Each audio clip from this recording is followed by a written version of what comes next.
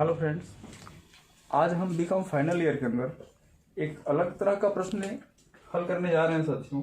आज के प्रश्न में हमको क्या है, जो करदाता है उसके निवास स्थान का निर्धारण भी करना है और उसके कर योग्य आय की गणना भी करनी है। तो साथियों, आज का हमारा प्रश्न है, अदिति 10 दिसंबर 2013 को प्रथम बार भारत के बाहर जापान गई। 1 अप्रैल 2015 को जापान से भारत वापस लौटी।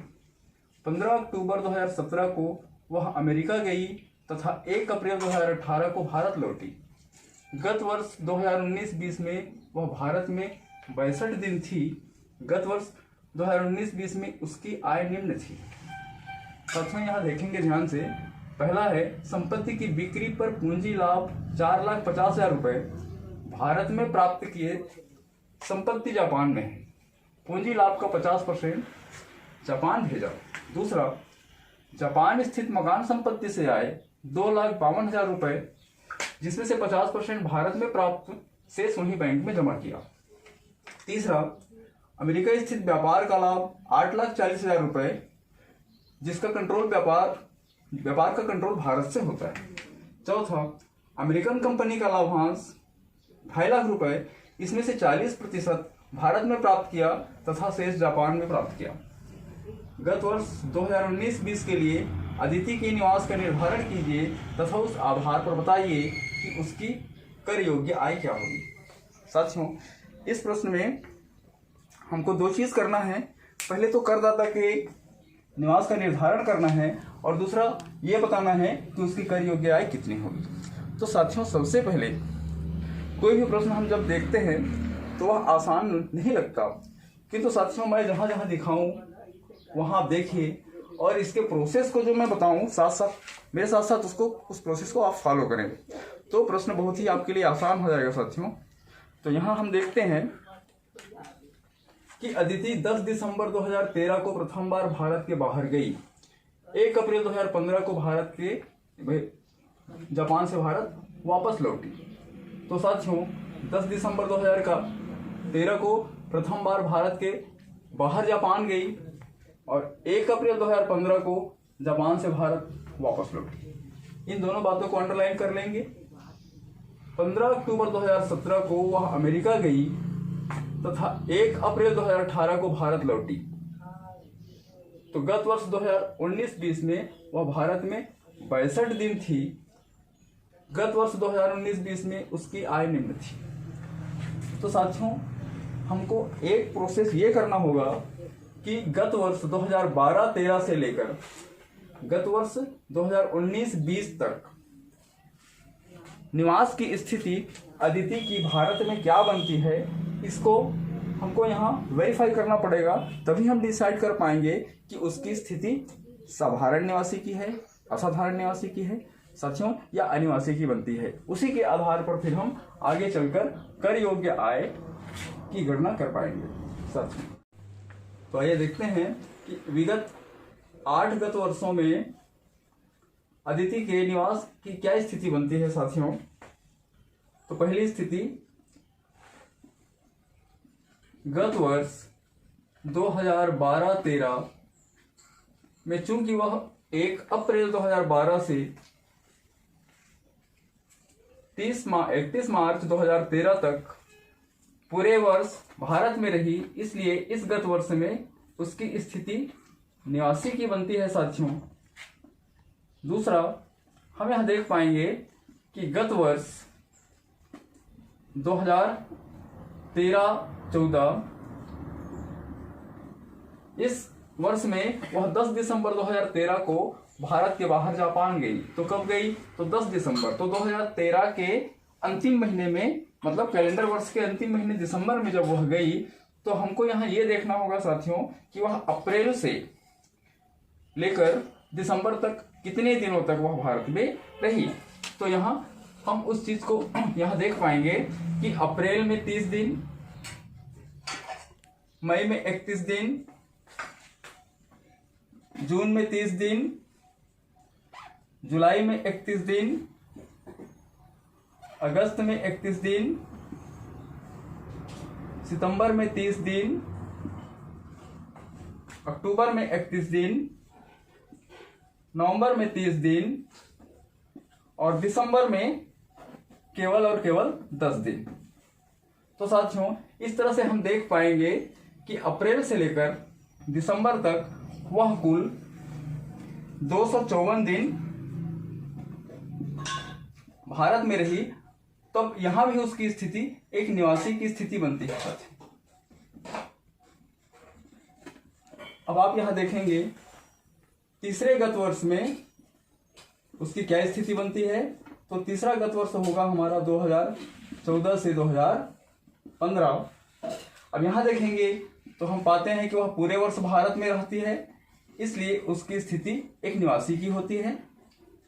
चौथे गत वर्ष में भी हम देख पाएंगे कि 2015, 2016 में वह चूंकि पूरे वर्ष भारत में रहती है, इसलिए उसकी स्थिति यहां भी एक निवासी की स्थिति है।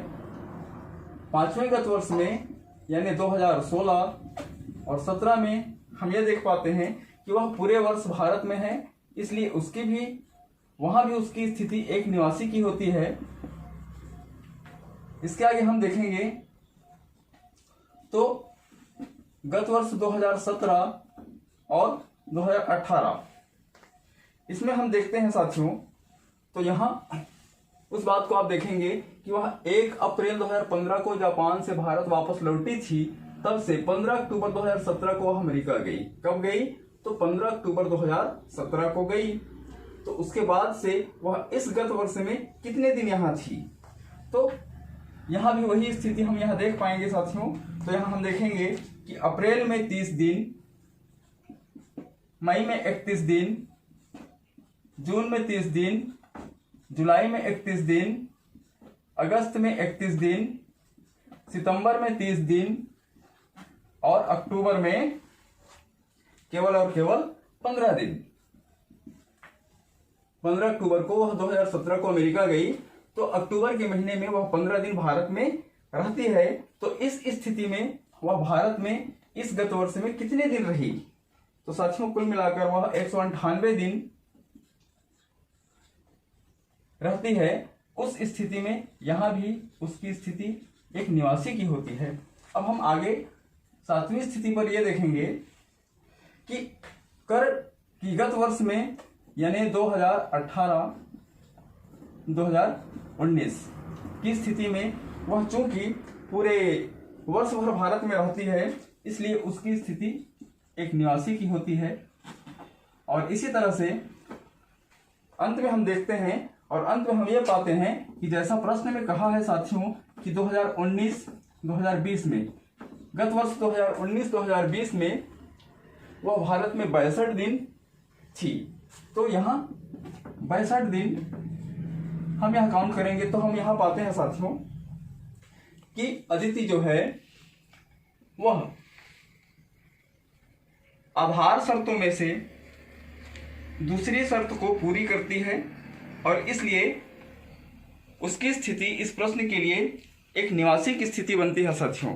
क्यों? क्योंकि आधार शर्त में दूसरे शर्त पर हम पाते हैं कि कोई भी करदाता गत वर्ष में 4 वर्ष, विगत के 4 वर्षों में 365 दिन अगर है, चूंकि विगत 4 वर्षों में 365 दिन व गत वर्ष 2019-20 में कम से कम 60 दिन भारत में रहने की शर्त पूरी करती है, जिससे कि वह निवासी होती है। साथियों, आधार शर्त में से ये दूसरी प्रमुख शर्त है कि निवासी होने के लिए इसे पूरा करना जरूरी है। और हम यहाँ देख पाते हैं साथियों कि इसके अतिरिक्त दो शर्तों को तो अदिति पूरी करती ही करती है, इसलिए अदिति की इस प्रश्न के निवास के निर्धारण के लिए उसकी स्थिति एक निवासी की होती है साथियों। तो आइए हम यह देखते हैं कि उस अदिति की कर योग्य आय हम किस प्रकार से अब हम यहाँ निकाल सकते हैं।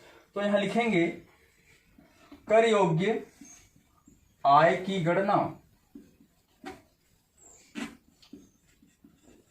कर योग्य आय की गणना कर निर्धारण वर्ष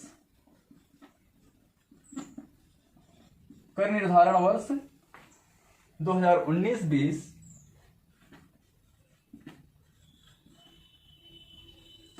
हम इसको इस तरह से दो पार्ट में रख सकते हैं साथियों, एक विवरण और एक दूसरी राशि।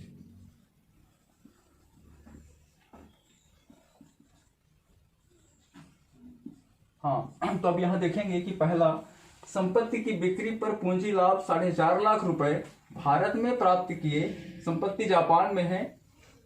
तो पहला है हमारा भारत में प्राप्त विदेशी आय, भारत में प्राप्त विदेशी आय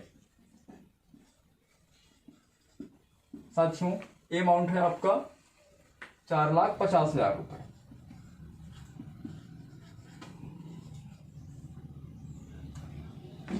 हाँ, दूसरा यहां हम देखते हैं जापान स्थित मकान संपत्ति से आय 2,52,000 रुपए, 50% भारत में प्राप्त, शेष वहीं बैंक में जमा।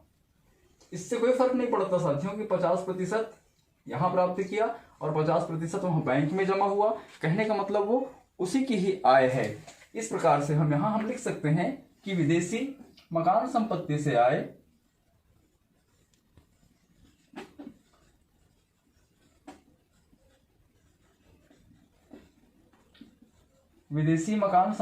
आय ये अमाउंट है 2,52,000 रुपए।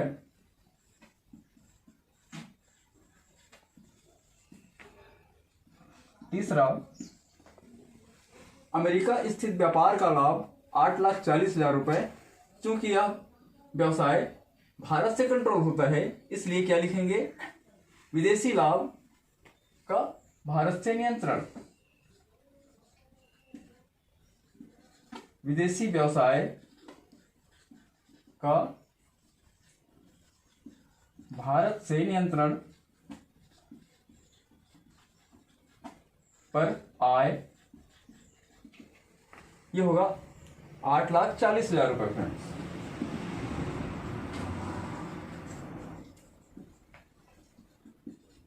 अब आगे देखेंगे चौथा, अमेरिकन कंपनी का लाभांश 2.5 लाख रुपए, जिसमें से 40% भारत में प्राप्त किया तथा शेष जापान में। ये फर्क नहीं पड़ता कि उसे कहां प्राप्त किया, अमेरिकन कंपनी का लाभांश यानी कि सीधा लिखेंगे विदेशी कंपनी का लाभांश लिख सकते हैं।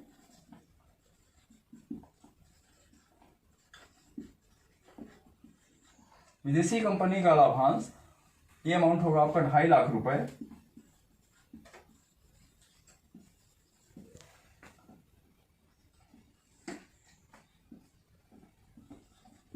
और यहां हम इसका योग देख पाते हैं तो 17,92,000 रुपए ये होता है फ्रेंड्स। तो यहां इस प्रश्न का हल पूरा होता है। अब इसको आप अच्छे से थोड़ा समझने की कोशिश करें और वाच करें। तो आज का प्रश्न यहाँ पूरा होता है साथियों। थैंक्स।